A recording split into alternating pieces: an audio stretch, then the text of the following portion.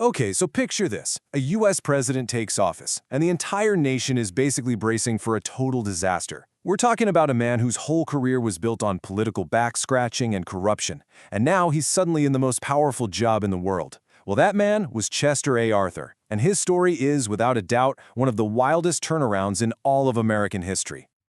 So, yeah, that brings up the question, could he be America's most unexpected president?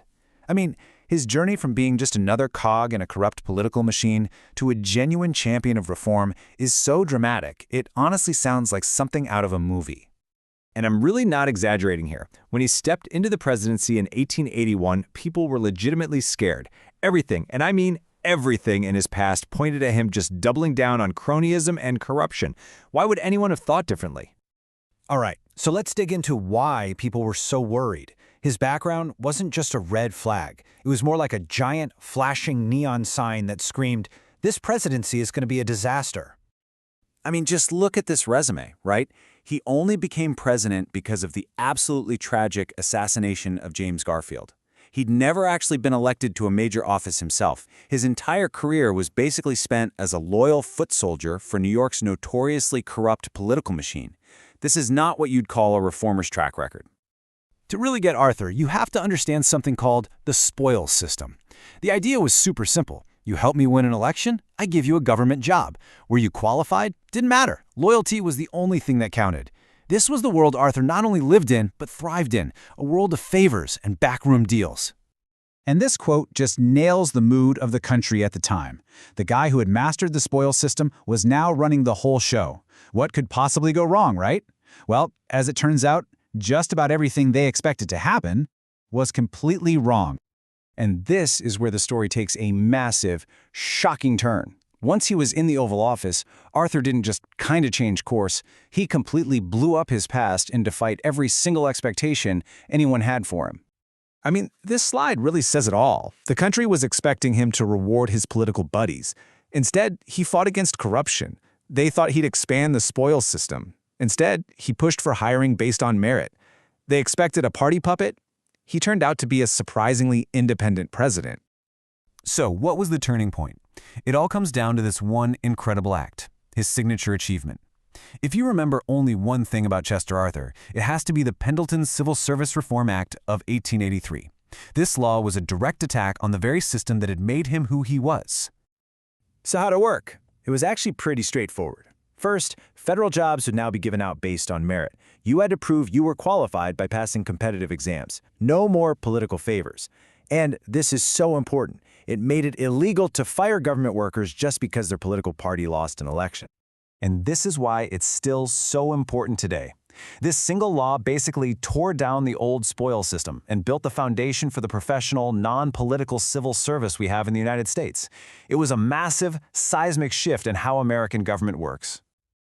But his presidency wasn't just about this one law. Arthur also managed to get some other pretty big things done, all while dealing with an incredible amount of pressure. This is where you really see his character shine through.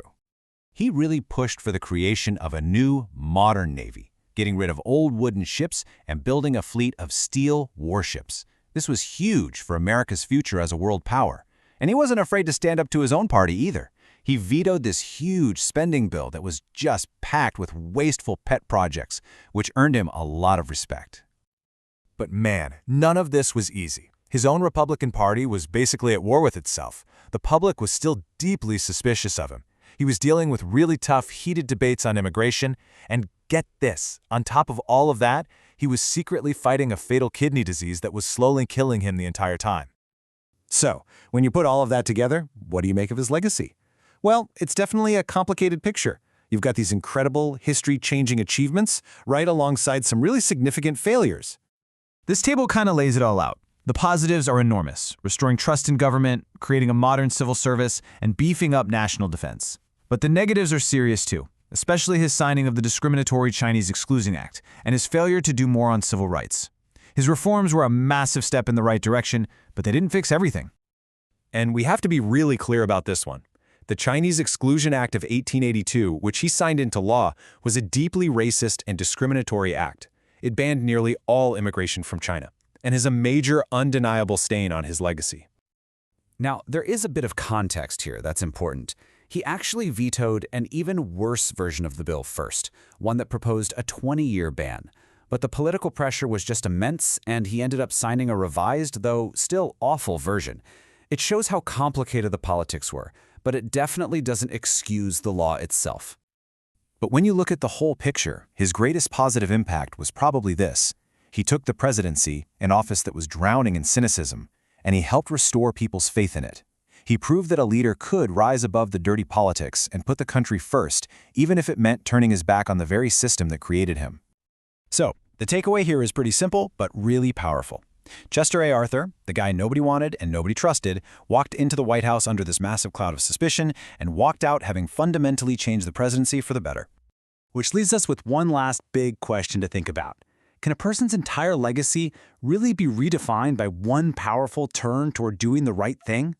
Well, the incredible story of Chester Arthur seems to suggest that sometimes the answer is a surprising and resounding yes.